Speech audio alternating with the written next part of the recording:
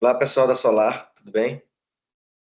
Como vocês devem estar sabendo, a gente está convocando todos os funcionários, né, da Solar para fazer essa apresentação, né, para passar por esse treinamento sobre as mudanças que vão ter na NR1, né? A NR está sofrendo algumas mudanças e o objetivo dessa palestra aqui é a gente entender um pouco esse processo onde a gente está inserido.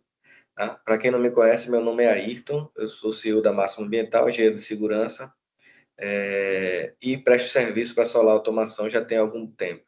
Tá? Agora a gente vai precisar, ainda esse mês, fazer essas modificações dessa norma. E um primeiro pontapé inicial é a gente apresentar para vocês o que é que está acontecendo nesse cenário. Tá? Então, antes da gente começar, propriamente dito, a falar sobre os riscos psicossociais, eu gostaria de que a gente ficasse na mesma página e vocês entendessem como é o processo de segurança do trabalho na formação CLT, né? No formato de contratação CLT. Então, simbolizei aí em cima a CLT, né, com a consolidação das leis trabalhistas, foi quando foi criado as leis que garantem os direitos trabalhistas para todos os trabalhadores, né? Só que a lei é uma descrição jurídica, né? Então, ela diz mais ou menos o que deve ser feito, mas não diz como. Então, mas o próprio departamento, o próprio Ministério do Trabalho tem algumas unidades, algumas partes internas que garantem esse trabalho. Então, tem a Fundacentro, que é o órgão responsável por fazer as análises e criar as normas regulamentadoras, tá certo? Então, é importante que vocês saibam que as normas regulamentadoras elas estão divididas em três categorias, né? Primeiro aí as normas gerais, que atendem todas as outras normas, mas são mais generalistas, são mais gerais, propriamente dito. Tem as normas de setoriais, que são as normas que foram criadas baseadas no crescimento de setores de trabalho, né? Como vocês veem aí o exemplo da NR18. NR18 é segurança do trabalho na construção civil. Então, por conta da construção civil ter um índice estatístico de acidentes muito grande e essa categoria ser muito grande, viu-se que tinha relevância ter uma NR escrita diretamente para ela. E assim aconteceu para várias outras, né? NR 2930, que trata sobre construção naval e trabalho embarcado. Mais recentemente, a última NR que foi escrita foi a NR 38, que está aí na categoria, dividido no setor nas normas setoriais, que foi a NR 38, que fala sobre o recolhimento de lixo urbano. Tá? Então, uma norma que foi criada especificamente para os garis, né?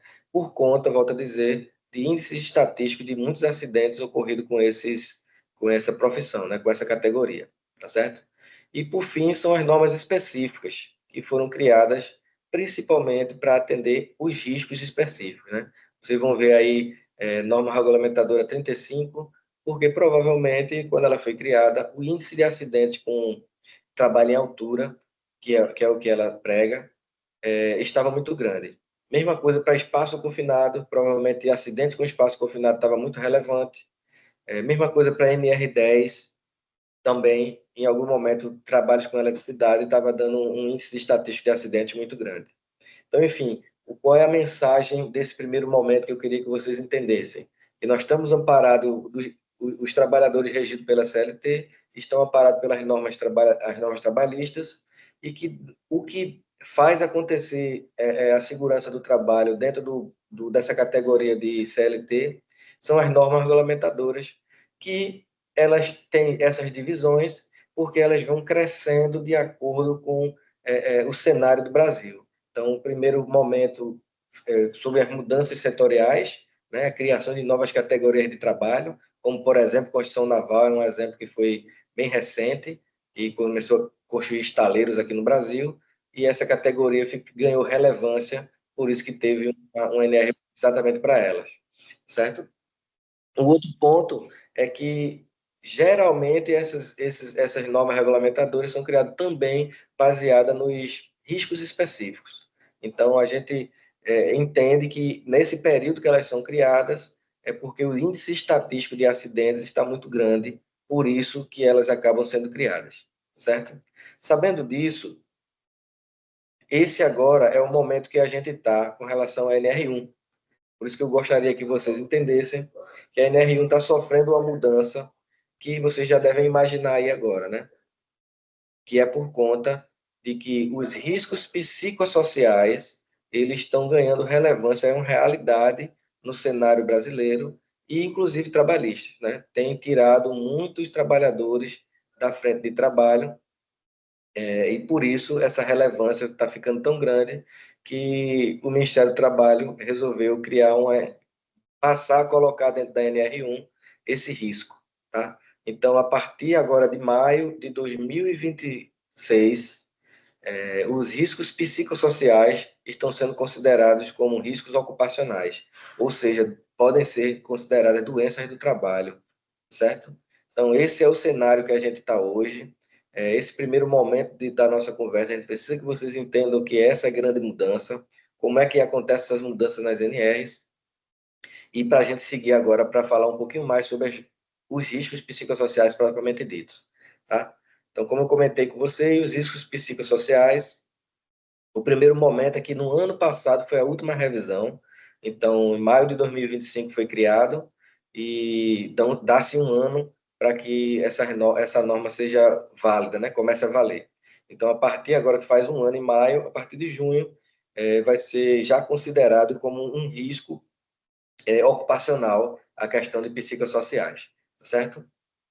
Então, o que são esses psicossociais propriamente dito? O que é que as empresas vão fazer? Em linhas gerais, o que as empresas vão fazer é cuidar dos fatores de riscos psicossociais, que é a causa desses riscos nas pessoas, tá certo? Então, o que é esse fator de risco psicossocial? O fator de risco psicossocial é todos os elementos ambientais da organização e das relações de trabalho que afetam o bem-estar psicológico, social, físico dos trabalhadores, tá certo? Claro que tudo que é psicológico na nossa vida, em casa, etc., faz parte para afetar e causar uma doença psicológica nas pessoas. O ponto aqui não é o que causa em casa, etc., é o que no trabalho, nas condições do nosso trabalho, na estrutura, na organização do nosso trabalho, liderança, liderados, colegas laterais, né? Colegas que a gente tem entregas parciais de setores diferentes. Então, toda a organização de trabalho pode causar um clima organizacional ruim e isso pode afetar psicologicamente as pessoas e causar as doenças ocupacionais, que agora tem um nome de fatores de riscos psicossociais. Bom? Mas ainda não entendemos quais são esses fatores, o que é. Então, por isso, pelo motivo de esse entendimento ser muito difícil, que esse fator de risco psicossocial ainda não tinha conseguido entrar no mercado.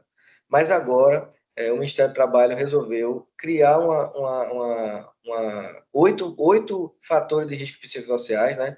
Padronizou, para que todo mundo siga nesse mesmo caminho, tá? Então, eu vou falar um pouquinho de cada um deles para a gente entender melhor. Primeiro é excesso de tarefas e prazos irreais. Então, isso se considera que, se isso não estiver bem organizado na empresa, excesso de tarefas para algumas pessoas, outras não, e etc., pode causar problemas psicossociais. Tá? Segundo ponto, segundo fator, são conflitos interpessoais e assédio moral. Aqui vale uma aspa um pouquinho maior para a gente conversar, né? A gente sabe, é importante explicar para vocês que a gente sempre, as relações de trabalho estão organizadas assim. A gente tem sempre alguém acima, a gente às vezes tem alguém abaixo, mas na maioria das vezes a gente tem alguém na lateral e na outra lateral. Então, quem são esses, né? Então, a gente tem um líder direto que tem direcionamento de atividades para a gente pode ter alguém abaixo que a gente direciona as atividades para ele, e tem alguém lateral. Quem é o lateral? É aquele setor que entrega para o nosso uma parte do trabalho e que a gente constrói a nossa parte e entrega para outro. Então, essa comunicação entre setores e abaixo e acima, os conflitos que acontecem nela, que podem gerar esses problemas psicossociais, tá certo? E o outro ponto e o assédio moral aí, do que é isso, tá? Então, o assédio moral a gente pensa primeiramente na nossa liderança, né? Não é totalmente e nem sempre na nossa liderança. É também. Então, o que é o assédio moral? É pressão, Ayrton? Não, gente. Não é pressão. A pressão faz parte do processo de trabalho. A organização hierárquica faz parte do processo de trabalho. A gente precisa disso para a organização funcionar. Se todo mundo fosse do mesmo nível, não tivesse cobrança, a organização não funcionaria. A gente não conseguia contratos, não conseguia trabalho e não existia a empresa. Então, não é propriamente dito as pressões de trabalho, é como se lida com as pressões de trabalho.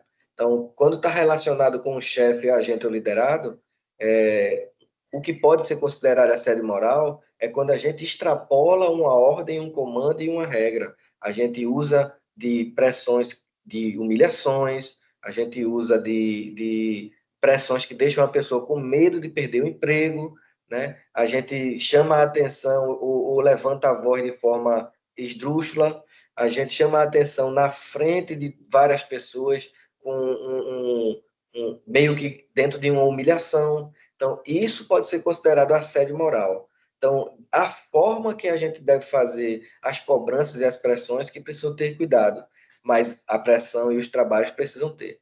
E a gente está falando de liderança diretamente. Mas não é só liderança, não. Como eu falei para vocês, e o lateral? Né? E a pessoa que está do nosso lado? Como é que a gente faz as nossas atividades e entrega para o outro? A gente tem conflitos, a gente xinga o outro porque não entregou para a gente na hora certa. Né? Como é que a gente está agindo com isso? Então, tem assédio moral por conta da gente também, nos níveis hierárquicos de pares. Tá certo? E a gente também, em algum momento, tem o nosso liderado. Às vezes, até um liderado menor, um estagiário, um aprendiz, que a gente fica, tem que aprender a lidar para não também cometer um assédio moral com esses funcionários. Tá certo? Então, o assédio moral é o estupim final desse processo aí psicossocial, né? É o que a gente entende que mais pode causar esses problemas. É por isso que a assédio moral vem entrando dentro de segurança do trabalho já tem um pouco mais de tempo. Né? Aí foi quando a gente entendeu que não era só assédio moral, tem muitas outras coisas que estão em volta, certo? Então, o terceiro fator de risco psicossocial é insegurança quanto à estabilidade do emprego. Então, isso aí já volta para esse anterior que eu comentei, né? Um ambiente de trabalho que causa insegurança, que as pessoas ficam o tempo todo com medo de perder o emprego, é porque alguma coisa está errada, e esse é um dos fatores que podem causar problemas psicossociais, tá? O quarto é a falta de autonomia e controle sobre o trabalho. Esses três agora, eles falam um pouquinho mais sobre organização de trabalho na empresa, tá? Então, se a empresa não está organizada, não tem, as pessoas não têm autonomia, não sabe exatamente o que vai fazer. O segundo aí, a comunicação, eu não chegou a informação completa ainda para mim, para eu terminar minha atividade, então minha atividade fica travada, né? Então, aí, ou então se chega, o outro fator aí, a falta de clareza, não está muito claro exatamente o que eu tenho que fazer, qual é a minha atividade, onde ela começa, onde é que ela termina. Daqui a pouco a gente identifica um colega fazendo a mesma coisa que eu. Então, esse tipo de coisa a gente vai precisar organizar um pouco mais, e esse é mais um fator de riscos psicossociais, tá? O sétimo e oitavo, está dividido aí o sétimo em apoio insuficiente de colegas e líderes. Aí lembra que eu falei que a gente não só tem o líder, né? Então, o apoio do líder é óbvio, a gente precisa de um apoio para terminar uma atividade, e às vezes é o líder que tem, porque que tem o poder de nos ajudar, porque tem a questão de recursos e etc. Mas nem sempre é o líder só, também tem um colega lateral. Tá? Então, como é que estão essa relação com os colegas, né? Até onde a gente entrega alguma coisa. Isso aí a gente precisa melhorar em todas as organizações, tá? E por último, a mudança na organização sem ter uma preparação, tá? Nem tudo é treinamento formal, como a gente está fazendo aqui agora, mas uma pessoa acompanhando as suas atividades para que você siga depois sozinho faz parte. A gente não pode, tem que ter cuidado para não repassar uma atividade de uma forma mal tocada, né? Uma bola quadrada, como a gente brinca, tá certo? Então, esses foram os 8 fatores de riscos psicossociais que estão enquadrados agora na nova NR1. E é sobre eles que a gente tem que ter esse detalhamento daqui em diante. Tá? Então, pessoal, para a gente finalizar, a última mensagem que eu queria deixar aqui para vocês era sobre a importância das nossas obrigações com a autoanálise com relação aos riscos psicossociais. A gente não pode, de maneira nenhuma, deixar os riscos serem de única responsabilidade da empresa, né? Até porque a gente está falando agora de riscos psicossociais voltados ao trabalho, no momento que isso acontecer dentro das dependências da empresa. Mas os problemas de saúde mental têm também se agravado pessoalmente, né? Em casa, nas faculdades, né? No âmbito familiar. Então, a gente não pode deixar simplesmente isso na mão da empresa. Vai ter um plano de trabalho da empresa, obviamente, né? Esse é o objetivo desse trabalho, dessa obrigatoriedade, mas o principal é a gente conseguir ter um, um, um ambiente mais seguro para vocês. Mas isso a gente precisa ter também uma autoanálise, que nós somos os primeiros a identificar os riscos psicossociais, né? Então, os sinais que isso vai começar a aparecer são esses, que eu gostaria de destacar agora. Que é queda de produtividade, esse é um ponto, um fator que deve influenciar, aparecer. Aumento de irritabilidade, isso junto ali com mudanças de humor, né? Mas principalmente o que mais vai aflorar, que já tiver em níveis mais avançados, vai ser o isolamento social. Então é quando a pessoa já teve problema com várias pessoas, está tendo conflitos entre pares, entre setores, às vezes tem conflito até com o chefe direto e acaba tendo um certo isolamento no grupo, na própria empresa. Tá certo? Esses são indícios que vocês vão ser os primeiros a observarem em vocês. Não é fácil, mas esses vão ser os que vocês vão conseguir observar. Tá certo? Qual é a orientação? Primeiro é procurar ajuda, a ajuda médica, inicialmente, né? Ou de psicólogos, externamente, plano de saúde ou particular. Esse é o primeiro caminho. Mas a gente já deixa claro para vocês que todas essas mudanças vão acontecer na empresa e que o RH vai ficar preparado para isso, mais preparado para isso, para acolher vocês e ouvir vocês com relação a esses pontos, tá? A esses fatores que estão influenciando no trabalho de vocês, na vida de vocês, tá certo? Eu sei que todas as fábricas que a gente passa dando esse treinamento,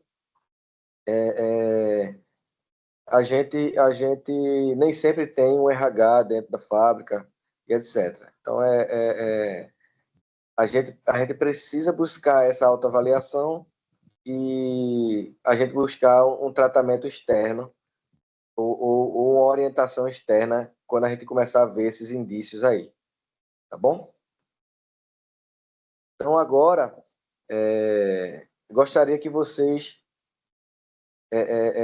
vissem onde é que a gente está, qual é a página que a gente está nesse cenário de implementação.